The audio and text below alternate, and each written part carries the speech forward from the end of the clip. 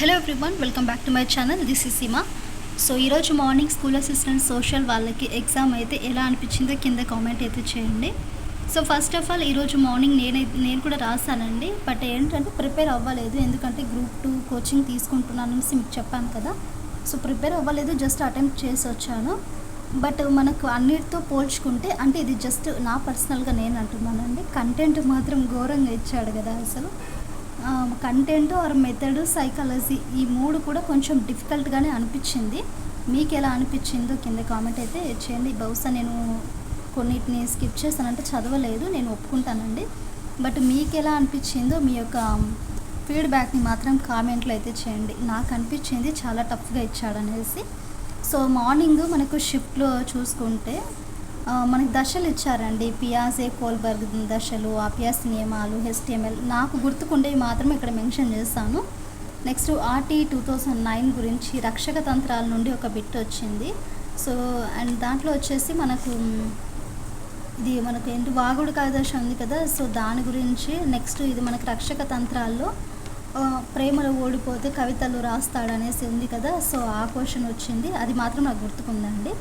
Next and ఇంకొకటి ఏంటంటే English బాగా ఇచ్చాడు, ఇంగ్లీష్ అండ్ తెలుగు ఇచ్చాడు. సో అవి పేరు పెట్టనట్లేదు, కొంచెం బాగుంది. అంటే లాస్ట్ టెట్ మనం రాసాం చూడండి, దాంతో పోల్చుకుంటే పర్లేదు, బాగానే వచ్చింది అనేసి నేను అనుకుంటున్నా.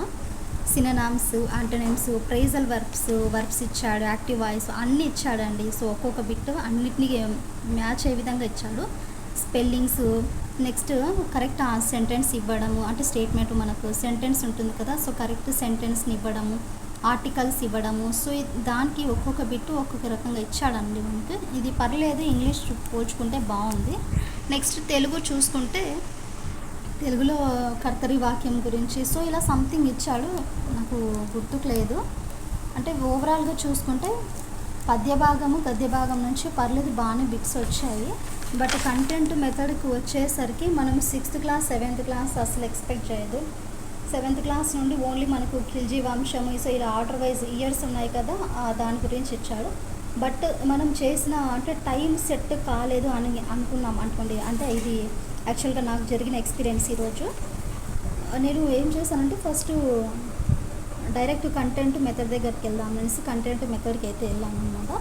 సో అక్కడ ఏమైందంటే ఈ అప్లికేషన్ బిట్స్ ఇస్తారు కదా. సో అప్లికేషన్ బిట్స్ ఇచ్చే టైంలో మనకు ABC, సో ఈ సరైనవా కాదా అని అవి చూసుకోవడంలో నా టైం అనేది సెట్ అవ్వలేదు.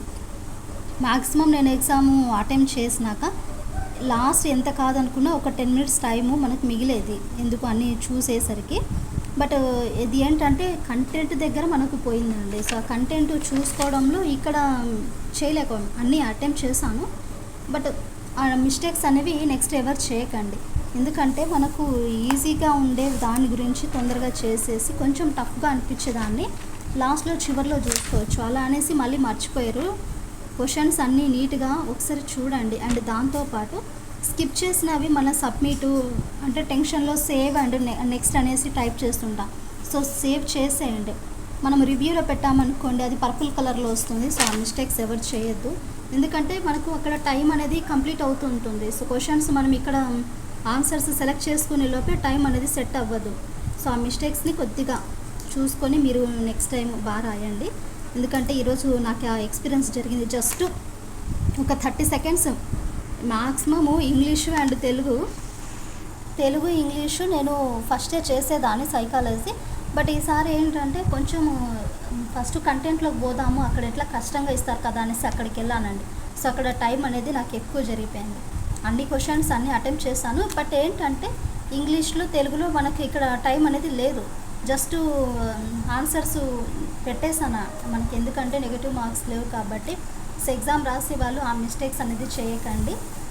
అన్నిటితో పోల్చుకుంటే మనము ఇప్పుడు కంటెంట్ అనేది చాలా కష్టంగా వచ్చింది. లైన్ టు లైన్ చదివినా కూడా కొన్ని ఇంటర్మీడియట్కి టచ్ అయ్యే బిట్స్ కూడా ఇచ్చాడు. సో గమనించారో లేదో. సో ఆ మిస్టేక్స్ చేయకోకుండా నెక్స్ట్ మీరు టుమారో రాస్తారు కదా ఎగ్జామ్, కొంచెం కేర్ఫుల్గా బాగా రాయండి. టైం అనేది వేస్ట్ చేయకోకుండా ప్రతి బిట్ని కూడా అటెంప్ట్ చేయండి, ఓకేనా.